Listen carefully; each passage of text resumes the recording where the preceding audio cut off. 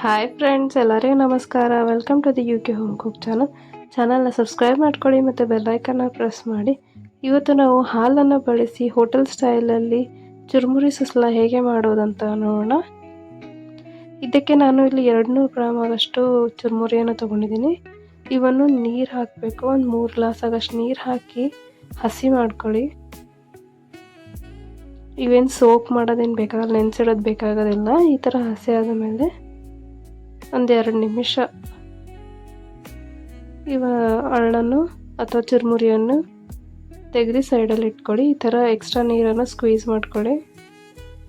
ಈ ಥರ ಬಿಡಿ ಬಿಡಿಯಾಗಿರ್ತವೆ. ಈಗ ಕಡಾಯಲ್ಲಿ ಒಂದು 4 ರಿಂದ 5 ಚಮಚ ಆಗಷ್ಟು ಎಣ್ಣೆ ಹಾಕಿ ಮತ್ತು ಒಂದು 2 ಚಮಚ ಆಗಷ್ಟು ಕಡಲೆ ಬೀಜ ಹಾಕಿ ಇವನ್ನು ಒಂದು 2 ನಿಮಿಷ ಹುರ್ಕೊಳ್ಳಿ ಕೆಂಪಾಗೋವರೆಗೂ. ಮತ್ತು ಒಂದು ಅರ್ಧ ಚಮಚ ಆಗಷ್ಟು ಜೀರಿಗೆ, ಒಂದು ಅರ್ಧ ಚಮಚ ಆಗಷ್ಟು ಸಾಸಿವೆ ಹಾಕಿ, ಒಂದು ಕಟ್ ಮಾಡಿರೋ ಈರುಳ್ಳಿ ಹಾಕಿ, 3 ರಿಂದ 4 ಕಟ್ ಮಾಡಿರೋ ಹಸಿಮೆಣಸಿನ್ಕಾಯಿ, ಒಂದು ಸ್ವಲ್ಪ ಕರಿಬೇವು ಹಾಕಿ. ನೀವು ಖಾರ ನೋಡ್ಕೊಂಡು ಹಾಕೋಬೋದು, ಹಸಿಮೆಣಸಿನ್ಕಾಯಿ ಕಮ್ಮಿ ಹೆಚ್ಚು ಮಾಡ್ಬೋದು.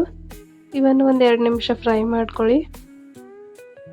ಒಂದು ಕಟ್ ಮಾಡಿರೋ ಟೊಮೆಟೊ ಹಾಕಿ ಇದನ್ನು ಕೂಡ ಒಂದು 2 ನಿಮಿಷ ಫ್ರೈ ಮಾಡಿ.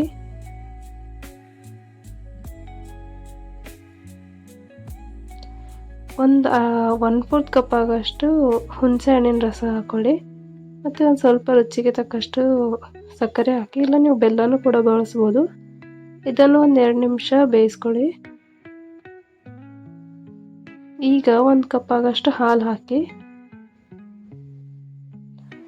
ಇದನ್ನು ಚೆನ್ನಾಗಿ ಮಿಕ್ಸ್ ಮಾಡಿ ಕುದಿಯಲು ಬಿಡಿ. ಈ ಥರ ಕುದಿ ಬಂದ ಮೇಲೆ ಒಂದು ಅರ್ಧ ಚಮಚ ಆಗಷ್ಟು ಅರಿಶಿನ, ರುಚಿಗೆ ತಕ್ಕಷ್ಟು ಉಪ್ಪು ಹಾಕಿ ಒಂದು 2 ನಿಮಿಷ ಕುದಿಸ್ಕೊಳ್ಳಿ. ಈಗ ನಾವು ನೆನೆಸಿರೋ ಎಲ್ಲ ಚುರುಮುರಿಯನ್ನು ಹಾಕಿ ಒಂದು 3 ರಿಂದ 4 ಚಮಚ ಆಗಷ್ಟು ಪುಟಾಣಿ ಪುಡಿ ಹಾಕಿ,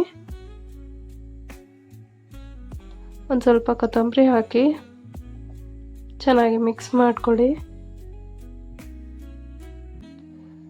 ಒಂದು 3 ನಿಮಿಷ ಬಿಸಿ ಆಗಿಬಿಡಿ. ನೀವು ನಿಮ್ಮ ಮನೆಯಲ್ಲಿ ಈ ಥರ ಹಾಲು ಹಾಕಿ ಸುಸ್ಲಾ ಮಾಡಿ ಟ್ರೈ ಮಾಡಿ ನೋಡಿ. ಈ ರೆಸಿಪಿ ನಿಮಗೆ ಇಷ್ಟ ಆದರೆ ಲೈಕ್ ಮಾಡಿ, ಶೇರ್ ಮಾಡಿ ಮತ್ತು ಕಮೆಂಟ್ ಮಾಡಿ.